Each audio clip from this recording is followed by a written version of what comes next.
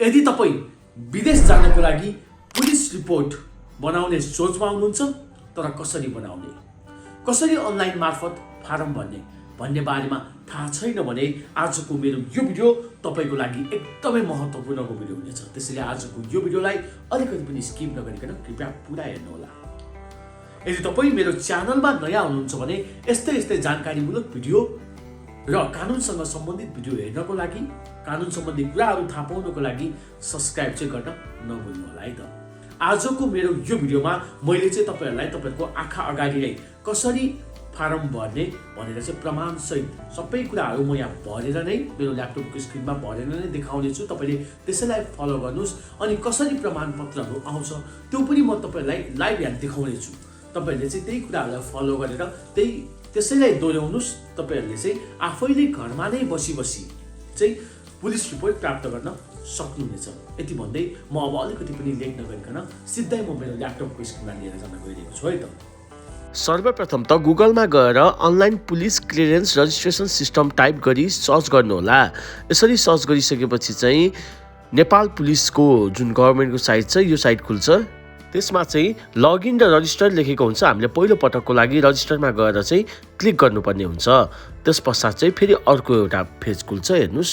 अनि यसमा चाहिँ आई एम नेपाली भनेर चाहिँ क्लिक गर्नुपर्ने हुन्छ अनि फेरि नेक्स्ट गर्नुपर्ने हुन्छ। अनि यसरी नेक्स्ट गरिसकेपछि फेरि अर्को पेज खुल्छ। अब यसमा चाहिँ तपाईले आफ्नो पहिलो नाम, अब फर्स्ट नेममा आफ्नै नाम लेख्नु पर्यो। अब मिडल नेममा जस्तै राम बहादुर हो भने राम अगाडि, त्यसपछि बहादुर, अब त्यसपछि लामा हो भने लामा लास्ट नाममा लेख्नुपर्ने हुन्छ। त्यसपछि मेलमा अर्थात् फिमेल भयो फिमेल, अनि आफ्नो फोन नम्बर अनि इमेल चाहिँ तपाईको इमेल आफू जेनरल इमेल राख्नु पर्यो है। तपाईको आफ्नो जुन इमेल हो त्यो इमेल राख्ने। त्यसपछि आएर चाहिँ अनि यहाँनिर दिएको नम्बरहरू त्यो इन्टर क्याप्चामा त्यो कुराहरू लेखेर चाहिँ रजिस्टर गर्नु पर्यो। त्यसपछि चाहिँ आफ्नो बुवाको नाम, आमाको नाम अनि आफ्नो जन्म मिति हैन, नेपालीमा पनि अंग्रेजीमा पनि।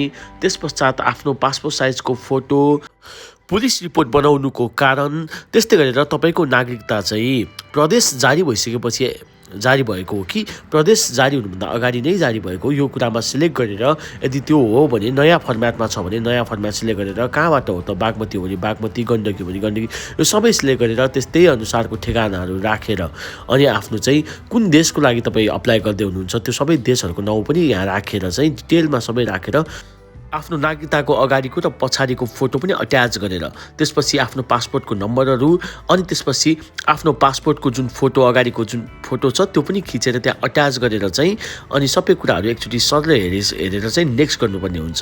त्यहाँ साइडमा हुन्छ दायाँ साइडमा, त्यसपछि त्यो नेक्स्ट बटनमा थिच्ने। अब चाहिँ तपाईलाई तपाईको पहिला कुनै क्रिमिनल रेकर्डहरू हिस्ट्रीहरू छ या छैन भनेर सोध्छन्। भयो भने यसमा चिन्ह लगाउने। अब मैले चाहिँ यहाँ छैन भनेर नोमा क्लिक गरेको छु अनि त्यसपछि नेक्स्ट गर्ने। नेक्स्ट गरे पश्चात चाहिँ अब हामीले अघि नै भनेका सबै कुरा डिटेलहरू इन्फर्मेसनहरू चाहिँ हाम्रो अगाडि आउँछ। अनि हामीलाई चाहिँ त्यो सबै कुराहरू एकचोटि चेक गरेपछि सही छ जस्तो लागेपछि लेफ्ट साइडमा रहेको सानो कोड नम्बर त्यहाँ रहेको हुन्छ, हेर्नुहोस् त एकचोटि लेफ्ट साइडमा हो। त्यो कोड नम्बरहरू त्यो ब्र्याकेटमा इन्टर गर्नुपर्ने हुन्छ। अनि इन्टर गरिसकेपछि सबै कुरा ठिक भइसके पश्चात चाहिँ अब हामीले राइट साइडकोमा जुन तल रहेको हुन्छ हरियो कलरमा त्यहाँ सबमिट भनेर बटन हुन्छ, त्यहाँ सबमिट भनेको ठाउँमा क्लिक गर्नुपर्ने हुन्छ। यसरी क्लिक गरेपछि अब हाम्रो एप्लिकेसन चाहिँ सबमिट भयो। तर सुरुमै कम्प्लिट भएर उनीहरूले रिभ्यू गरिसकेको हुँदैन। उनीहरूले चाहिँ यो रिभ्यूको पिरियडमा रहेको हुन्छ जसलाई भनिन्छ इन प्रोग्रेस। अब यहाँनिर इन प्रोग्रेस भनेर लेखिएको हुन्छ, अर्थात् त्यो चाहिँ तपाईको कम्प्लिट भइसकेको छैन। अब कम्प्लिट भएपछि त्यहाँ मुनि मैले कम्प्लिट भनेर एउटा देखाएको छु। कम्प्लिट पछि चाहिँ त्यो डाउनलोड सर्टिफिकेट भनेर तपाईलाई चाहिँ त्यहाँनिर नै सो गर्छ। अनि त्यो डाउनलोड सर्टिफिकेटमा क्लिक गरे पश्चात चाहिँ तपाईको सर्टिफिकेट रेडी भयो।